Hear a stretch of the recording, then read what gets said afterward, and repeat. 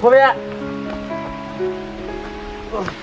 我是一个普通的人，我是一个有梦想的人，沿着儿时我想走的路，从不回头也没有悔恨，经过多少风风雨雨，流过多少委屈的泪，风雨之后才能见到彩虹，没有随随便便成功的人。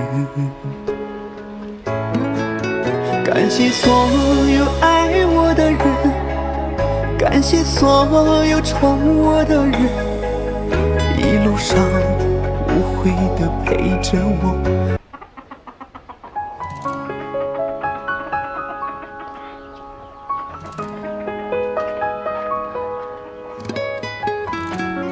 大姐，行。Hello， 进来的叔叔阿姨哥哥姐姐们好。今天我跟我哥从山上把这个木头扛回来呀，因为这个木头的话，我们就拿去修一下我们家漏风的地方，因为我们家房子也很久了，就是说漏风嘛，就挡一下。到时候我们要把它割成一片一片的。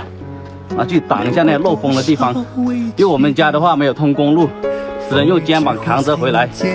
这一个的话已经是第二个了，很大的木头啊。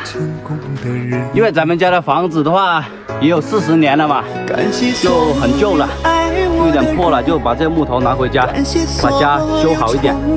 然后我们家的话也没有通公路，都是这些山路，两兄弟特别的辛苦。因为咱们家就咱们2个主力。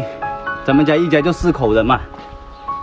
来的叔叔阿姨哥哥姐姐们，看到咱们哥俩这个视频了，给咱们哥俩点上个双击加关注吧啊！谢谢大家，感谢大家对我们的支持啊！谢谢。哎呀，太重了。我是一个普通的人，我是一个有梦想的人。